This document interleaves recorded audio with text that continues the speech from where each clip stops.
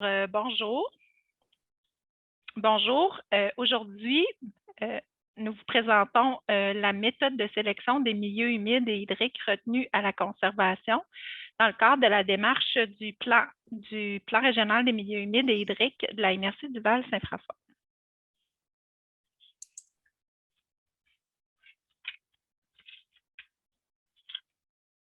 N'hésitez pas à visiter la page dédiée du plan régional des milieux humides et hydriques de la MRC du Val-Saint-François.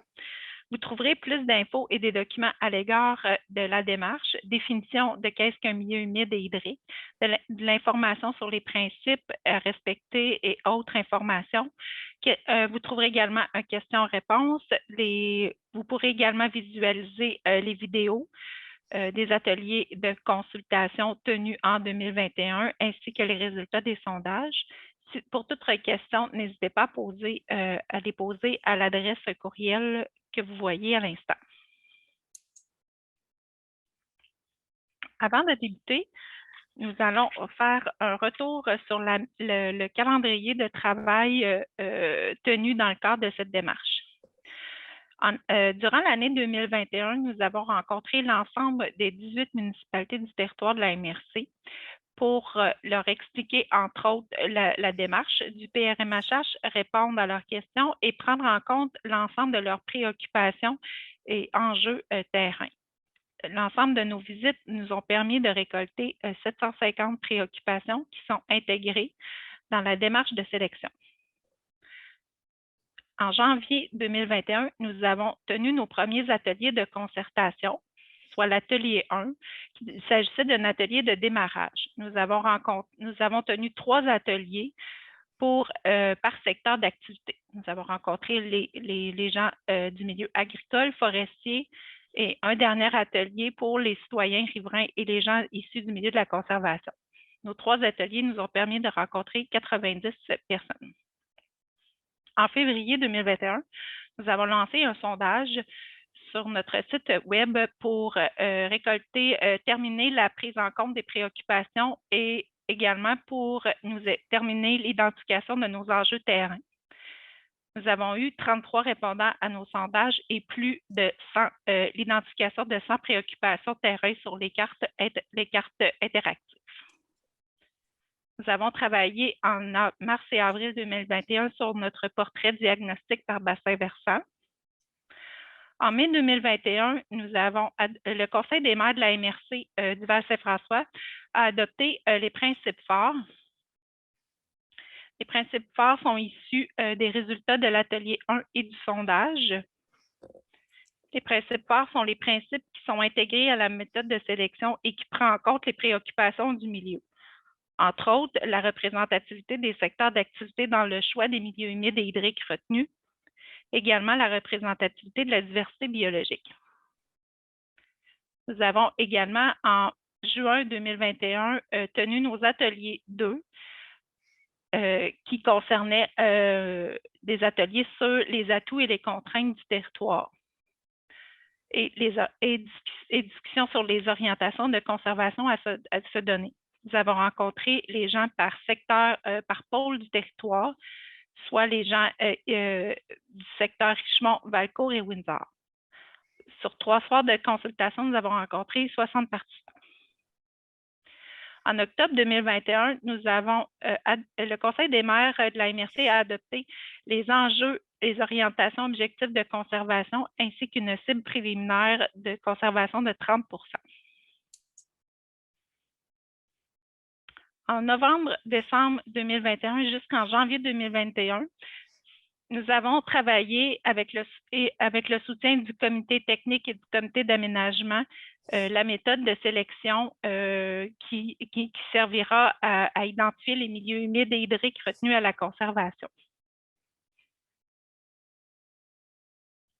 En mars 2021, le Conseil des maires a adopté les premières étapes de l'identification pour nous aider à poursuivre dans l'identification de nos milieux humides et hydriques retenus. En mars 2022, nous diffusons la méthode de sélection retenue et nous en profitons pour lancer un dernier sondage pour nous aider à identifier des stratégies et des moyens d'action pour atteindre nos objectifs. En mai 2022 sera notre dernier atelier de concertation qui concernera les conditions de réussite pour la mise en œuvre de la démarche du PRMHH.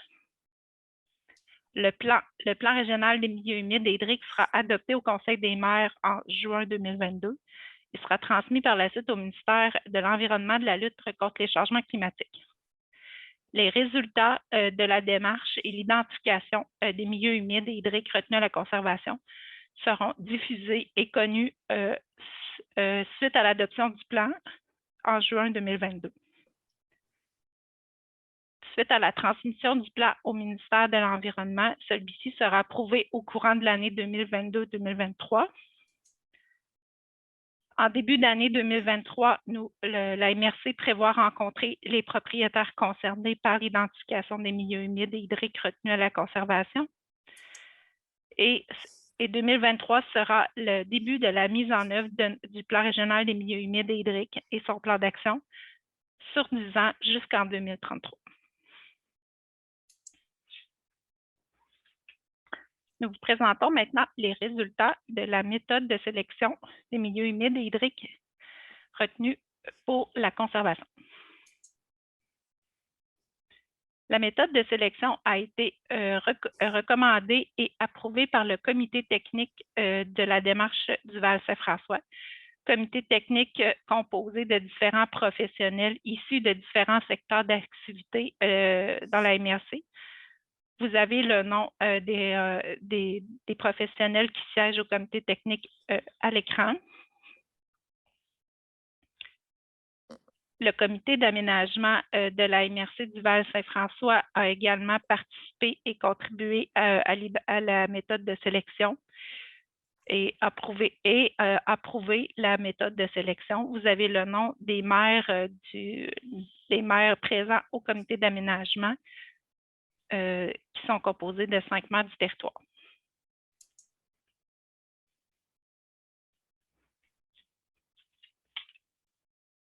La méthode de sélection développée intègre les éléments suivants. La méthode de sélection respecte les exigences du ministère et la loi sur la conservation des milieux humides et hydriques. Il s'agit d'une réflexion par bassin versant, intègre les changements climatiques et le principe d'aucune perte nette. La méthode de sélection permet un équilibre entre les écosystèmes. Elle prend en compte les meilleurs milieux avec une forte biodiversité, intègre le réseau écologique, tient en compte les secteurs déjà conservés pour la biodiversité et tient en compte des secteurs très dégradés pour empêcher la perte des milieux humides et hydriques dans ces secteurs. Elle respecte un équilibre entre les secteurs d'activité, soit le principe fort adopté par le Conseil des maires, qui permet une prise en compte des milieux humides dans chacun des secteurs d'activité, soit agricole, forestier, urbain, villégiature, résidentielle, industrielle, commerciale. Elle assure un développement durable et harmonieux des communautés, tend vers un équilibre intergénérationnel. Elle intègre les connaissances des problématiques terrain vécues par la population et la sélection est faite pour répondre à leurs besoins. Les problématiques terrain qui ont été identifiées lors de nos rencontres avec les 18 municipalités en 2020 et lors du sondage paru en 2021.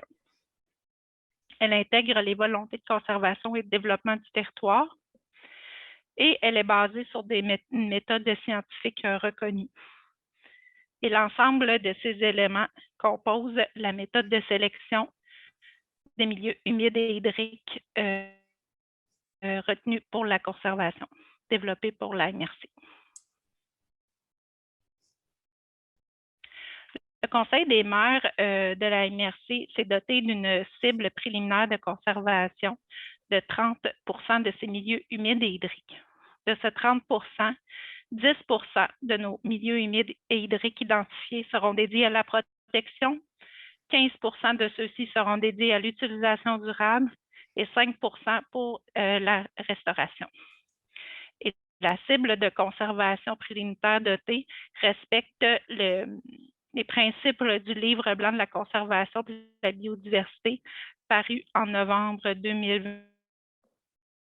On mentionne qu'à l'échelle provinciale, on doit atteindre un objectif de 30 d'ici 2030 et 50 d'ici 2050.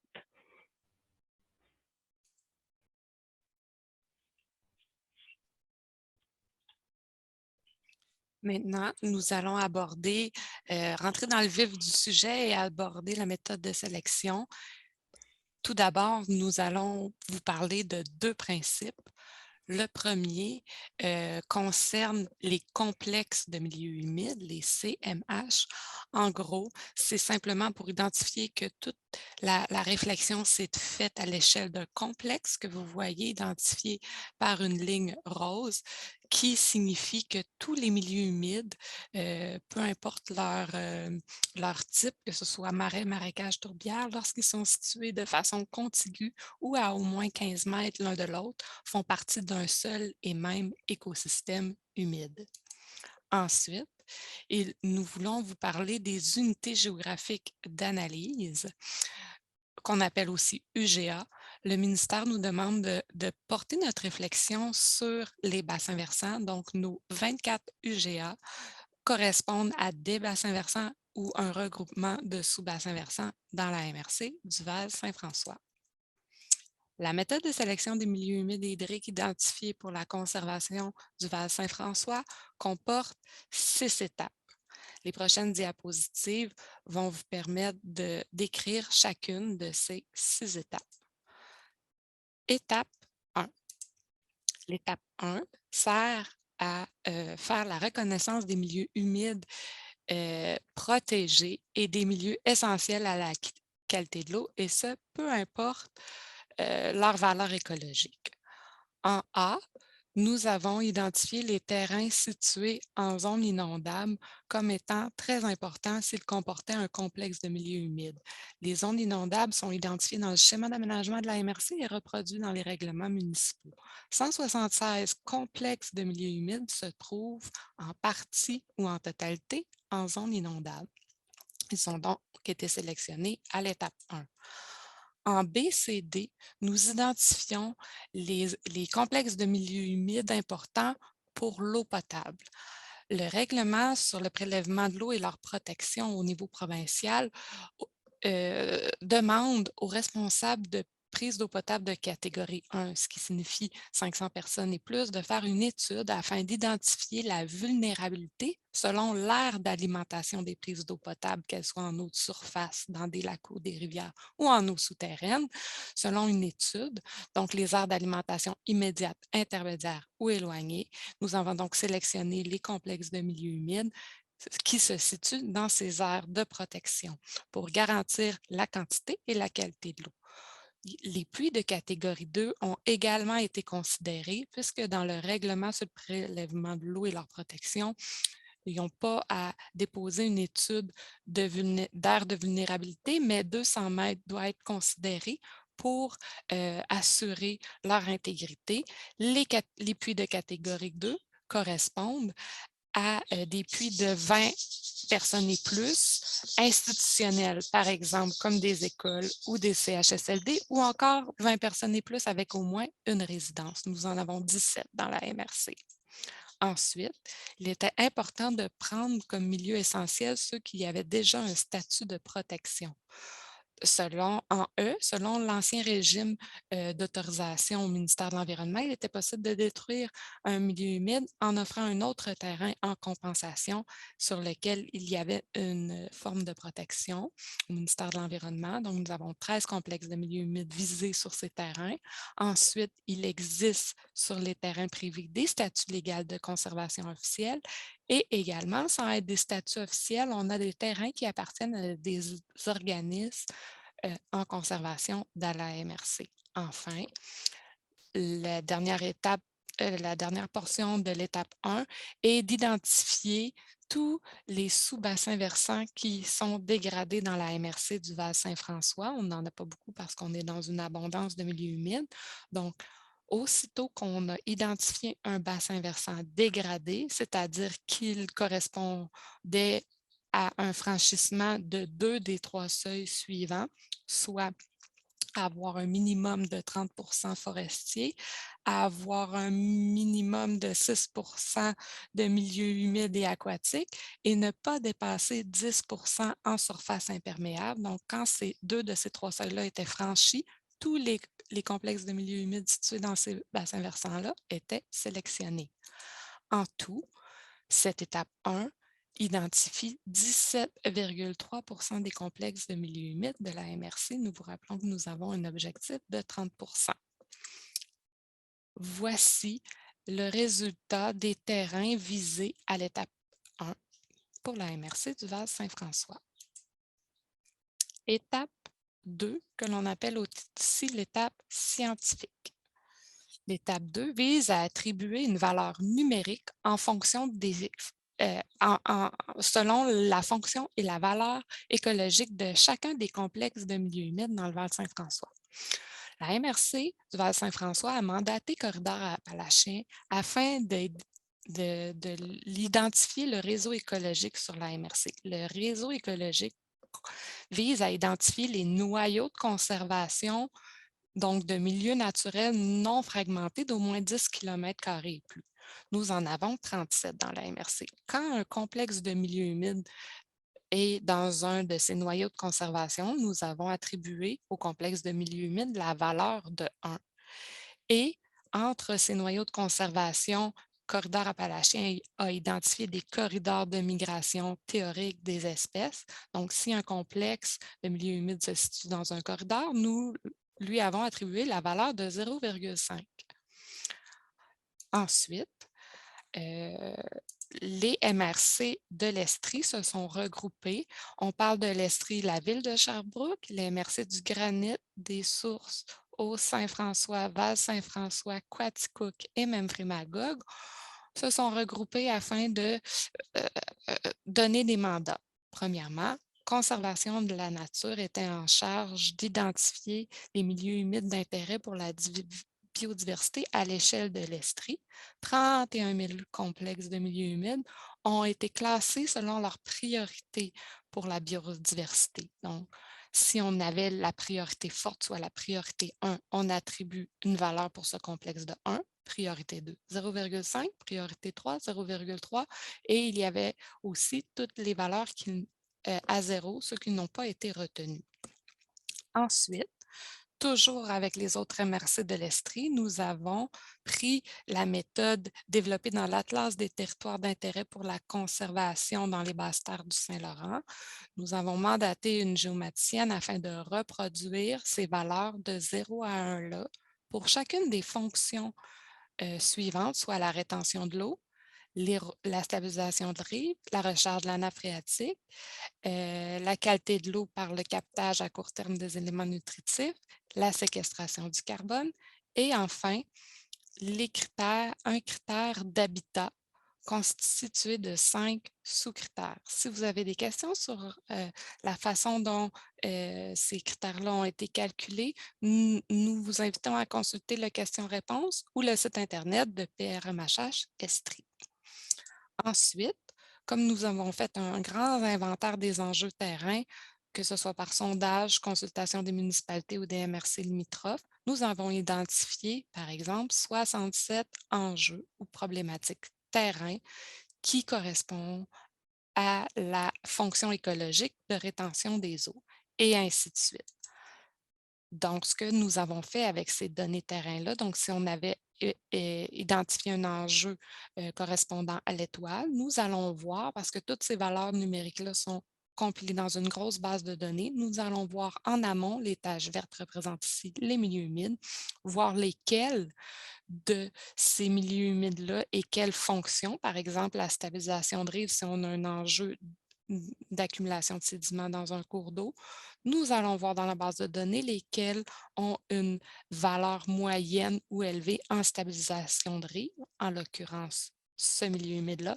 Et si c'était le cas, nous avons adopté un facteur multiplicatif de 2 pour ces milieux humides-là. Donc, l'étape 2 consiste à faire la somme de toutes ces valeurs numériques-là. Par exemple, si nous avons un milieu humide situé dans un corridor de migration et avec une priorité 2 selon Conservation de la nature Canada. Et ensuite, avec aucune valeur pour ces fonctions écologiques-là, parce qu'il est important de rappeler que tous les milieux humides ne font pas toutes les fonctions, mais par exemple qu'il aurait une fonction de 1 pour la séquestration du carbone et de l'habitat, nous obtenons par la sommation une valeur pour ce milieu humide-là de 3. Nous pouvons faire le même exercice avec les autres milieux humides, par exemple un milieu humide qui aurait plus des valeurs fortes en fonction écologique et qu'en plus, un ces fonctions-là répond à un enjeu, donc qui devient un service écologique, aurait une valeur de 2. Donc, vous voyez que le second milieu humide aurait une valeur de 7. Et donc, le complexe de milieu humide avec une valeur 7 devient vraiment plus intéressant que celui avec une valeur 3. Étape 3. L'étape 3 consiste à intégrer la volonté de conservation et la conciliation au développement. Dans l'étape 3, en premier lieu, nous reconnaissons l'existence ou le potentiel de développement existant dans la MRC. Ce potentiel de développement-là peut être incompatible avec la protection totale des milieux humides et hydriques. Donc, nous avons identifié tous les complexes de milieux humides avec ces valeurs-là. Premièrement, ce qu'on a appelé les moyennement compatibles avec un petit moins à la protection totale des milieux humides et hydriques. Nous avons premièrement les terrains situés en périmètre urbain, les municipalités ou les citoyens qui nous ont répondu qu'il y avait des projets d'ici les 10 prochaines années en milieu résidentiel ou en milieu agricole. Et enfin, nous avons identifié comme étant moyennement incompatibles les plus belles terres agricoles de la MRC, soit les terres en zone verte avec un potentiel agricole de l'ARDA de 2 ou de 3. Ensuite, les terrains qui sont plus dédiés au développement, donc plus fortement incompatibles avec la conservation, sont les terrains situés en zone résidentielle prioritaire ou les terrains situés en affectation industrielle. Et enfin, pour le secteur agricole, dans le cadre du plan de développement de la zone agricole, le PDZA, nous avions identifié les friches qui avaient un potentiel agricole avec une étude et le MAPAC d'un professionnel et d'un agronome qui allait visiter les friches. Donc, vous voyez ici le résultat de la sous-étape, la volonté de qu'est-ce qui est fortement incompatible à la conservation, soit les moins et fortement les moins moins. Ensuite, l'étape 3 aussi sert à identifier les volontés existantes de conservation sur le territoire, car nous en avons. Premièrement, qu'est-ce qu'il y a une volonté de conservation moyenne on identifie par un symbole plus, soit les espaces verts municipaux, les sentiers récréo-touristiques régionaux et les terrains contigus ou à proximité, soit du Parc national du Mont-Offord ou d'un terrain déjà protégé de façon officielle. Ensuite, nous avons identifié les volontés fortes de conservation sur le territoire, soit premièrement les MRC contigus à notre territoire qui auraient déjà identifié un complexe de milieux humides qu'ils désiraient protéger. On a consulté les municipalités, certaines d'entre elles ont déjà un zonage de type conservation des écosystèmes. On a des terrains identifiés au schéma d'aménagement et de développement comme des territoires d'intérêt écologique pour la MRC. On a une étude d'un étudiant de l'Université Laval, M. Jimmy Méran, qui a identifié à l'aide des données sur les eaux souterraines les endroits où le terrain peut être vulnérable s'il y a des activités sur ce terrain-là pour des concentrations de puits privés résidentiels. On a aussi par sondage identifié ou en consultant les municipalités des terrains qui seraient bientôt voués à la conservation, qu'il y aurait des démarches qui ont été entreprises. Et finalement, avec les inventaires du ministère des Forêts, Faune et Parcs, nous avons identifié les écosystèmes forestiers exceptionnels et les endroits où il y a des espèces menacées ou vulnérables, le tout avec des espèces de milieux humides qui a été confirmé par Conservation de la Nature Canada. Vous voyez ici sur la carte l'existence ou la volonté de conservation. L'étape 3, ensuite, vient d'essayer de voir, de combiner toutes les possibilités. C'est-à-dire qu'un complexe de milieux humides pourrait avoir à l'étape 2 reçu une valeur numérique. Donc, un chiffre 8 va toujours être meilleur qu'un chiffre 7, mais étant donné que nous avons des centaines et même des milliers de complexes de milieux humides, il se pourrait que dans un même milieu humide, la même valeur numérique, nous pourrions avoir une forte volonté de conservation ou une forte volonté de développement par les deux moins et toutes les combinaisons possibles. Étant donné que c'est une démarche de conservation, la sélection débutera toujours avec un chiffre numérique, avec une volonté de conservation et sélectionner par étape jusqu'à sélectionner une valeur numérique avec une volonté forte de développement. L'étape 4. L'étape 4 est la sélection des complexes de milieux humides pour la conservation par unité géographique d'analyse. On vous a présenté les 24 selon les résultats des étapes 1, 2, 3 et selon, premièrement, nous avions une cible préliminaire de 30 et nous avons aussi des principes forts. Nos principes forts est de tendre vers un équilibre entre les différents écosystèmes. Ceci étant dit, il ne faut pas simplement, par exemple, sélectionner des marais, mais il y a aussi des marécages, des tourbières, etc. Et aussi tendre vers un équilibre entre les secteurs d'activité. Donc, entre le secteur agricole, forestier, urbain, résidence, villégiature.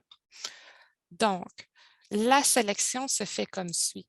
Premièrement, l'étape 1, les essentiels. Nous sélectionnons d'emblée tous les complexes de milieux humides identifiés à l'étape 1. Par exemple, ici, se situer en zone inondable. Étape 2 consiste à attribuer une valeur écologique, un chiffre de 1 à 8. Et l'étape 3 vient identifier la volonté de conservation et la conciliation au développement. Donc, ensuite, nous venons identifier, par exemple ici, nous avons une unité géographique d'analyse composée de secteurs forestiers et d'un autre secteur identifié en gris, par exemple, ça pourrait être urbain ou agricole. Donc, nous avons en main tous les éléments pour faire cette sélection. Donc, à l'étape 1, nous avons déjà sélectionné. Nous nous posons la question, avons-nous atteint notre objectif de 30 Si oui, notre sélection s'arrête. Sinon, nous continuons. Nous regardons les valeurs numériques de l'étape 2. Nous n'avons pas de 8 dans cette unité, mais ce n'est pas grave parce qu'il faut faire la réflexion par unité. La prochaine grosse valeur écologique est le chiffre 7. Nous sélectionnons donc le chiffre 7. Nous nous reposons la question, avons-nous atteint notre 30 Si la réponse est non, nous continuons. Maintenant, comme nous n'avons pas dans cette unité de valeur 6 ou de 5, nous observons cependant que nous avons plusieurs valeurs de 4. Donc, toutes les valeurs de 4 identifiées ici. Nous avons par contre déjà sélectionné deux complexes de milieux humides en secteur, par exemple, forestier. Nous allons donc, pour respecter nos principes forts, se tourner vers le secteur qui n'a pas été sélectionné. Donc, nous avons un 4 moins plus, un 4 moins et un 4 moins moins. Donc, selon notre étape 3 et notre volonté de conservation versus développement, avec cette échelle-là, nous voyons que nous allons sélectionner le complexe de milieu humide avec le chiffre 4 et un plus et un moins. Donc, voici comment la façon dont la MRC du Val-Saint-François va sélectionner son 30. Il faut mentionner qu'à la fin de cet exercice, nous devons retrancher toutes les portions de complexes de milieu humide qui sont situés sur les terrains publics, car nous ne pouvons pas les sélectionner. Et aussi, s'il y a des milieux humides qui traversent une autre MRC, nous avisons la MRC contiguë, mais nous ne pouvons pas la sélectionner. Enfin, il faut mentionner également que puisque nous avons des centaines et des milliers de complexes de milieux humides, il pourrait arriver que nous avions plusieurs valeurs, par exemple ici, de chiffre 4 moins et plus. Donc, pour arriver à notre cible, en collaboration avec les municipalités, il y a eu un arbitrage pour ces valeurs équivalentes de quel complexe de milieu humide nous allions choisir, soit par des critères selon les enjeux, les problématiques terrain, des enjeux de conservation ou des enjeux de développement. Une autre façon que nous pourrions expliquer l'étape 4 est de dire que le 30 qui va être sélectionné dans la MRC du Val-Saint-François correspond aux meilleurs 30 en milieu forestier, en milieu agricole, en milieu urbain et en milieu villégiature pour respecter nos principes forts. Étape 5. L'étape 5 consiste à identifier les candidats à la protection, à la restauration et à l'utilisation durable. Effectivement, nous avons déjà fait à l'étape 4 une sélection, mais ensuite, c'est un plan sur 10 ans. Nous devons déjà évaluer lesquels seront possiblement identifiés à la protection. Nous en avons 10 Nous allons regarder les valeurs des fonctions écologiques et nous allons identifier les chiffres les plus élevés comme étant des bons candidats à la protection. Ensuite, pour la restauration, nous allons regarder ceux qui sont sélectionnés et nous allons calculer un autre indice qui est un indice de dégradation avec les critères suivants, soit la zone tampon non naturelle, la présence d'obstructions anthropiques, à savoir les traverses, les ponceaux et les chemins, la présence d'espèces exotiques envahissantes et selon Canard illimité, lors de son inventaire de milieux humides, avait identifié des pressions sur chacun des milieux humides. Donc, une valeur de 0 à 1 sera attribuée à tous les milieux humides pour représenter la dégradation et le 5 en restauration seront identifiés selon les complexes de milieux humides les plus dégradés. Enfin, la balance des milieux humides qui n'auront pas été sélectionnés comme candidats à la protection ou la restauration seront mis en utilisation durable. Étape 6. L'étape 6 consiste à sélectionner les milieux hydriques, parce que depuis le début, nous parlons seulement de milieux humides. Maintenant, les milieux hydriques, il faut les identifier par unité géographique d'analyse selon la cible de 30 et il faut identifier nos candidats. Pour ce faire, les MRC de l'Estrie ont fait appel à Silvio Demers, un géomorphologue de la compagnie Rivière, afin de les aider à segmenter le réseau hydrographique et les aider à identifier lesquels de ces milieux hydriques-là peut être identifié pour la protection. Donc, pour le 10 de protection, nous allons prendre les segments du réseau hydrographique avec les flux les plus élevés. Un flux élevé, ce que ça veut dire, c'est que c'est la capacité de ce tronçon de réseau hydrographique-là offre des services écologiques élevés combinés à la demande de la population. Par exemple, le cours d'eau de gauche offre beaucoup de services écologiques de par sa forme, sa naturalité, beaucoup d'écosystèmes, une belle plaine de débordement. Ceci étant dit, si ce cours d'eau-là, bien qu'il soit très beau, n'est pas situé en amont d'un secteur qu'on en a besoin, il ne sera pas retenu. Pardon. Donc, Par exemple, sur la figure de droite, le cours d'eau ici en haut offre des beaux services écologiques, mais est situé en amont d'un secteur de villégiature, de prise d'eau potable. Donc, il est voué plus à la protection puisque sa dégradation offrirait une dégradation au point de vue des services écologiques et socio-économiques. Le même exercice a été fait pour la restauration. Pour identifier 5 le modèle de la compagnie Rivière a identifié les tronçons en déficit les plus élevés, ce qui veut dire qu'un tronçon qui est urbanisé, anthropisé, rectifié, donc qui est excessivement dégradé, mais qui est situé dans un secteur en amont où on peut s'en servir, va être identifié pour la restauration. Comme il est très dégradé, une petite restauration pourrait avoir un gain socio-économique. Enfin, l'utilisation durable, le 15 en milieu hydrique, va être sélectionné pour relier les complexes de milieux humides identifiés à l'étape 4 de façon hydrologique. Il est à noter qu'à toutes les fois qu'on sélectionne un réseau hydrographique, la rive va être également sélectionnée et la rive aussi des lacs suivants. Donc, la sélection va prendre les 14 lacs de villégiature identifiés au schéma d'aménagement et de développement de la MRC pour être identifiés à la conservation dans l'étape 6. Enfin, nous vous avons expliqué la méthode de sélection des milieux humides et hydriques identifiés pour la conservation en 6 étapes. La première, c'est la reconnaissance des milieux humides et hydriques essentiels pour la qualité de l'eau. La deuxième, c'est la valeur numérique des fonctions et services écologiques. Étape 3, on concilie le développement et la conservation.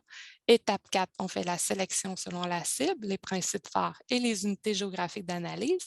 L'étape 5, on identifie nos candidats pour nos milieux humides à la protection, restauration et utilisation durable. Et enfin, à l'étape 6, il y a une sélection et les candidats des milieux hydriques, donc l'hydrographie linéaire et surfacique selon la cible, les unités, la méthode développée par Silvio Demers et en collaboration avec les autres MRC de l'Estrie.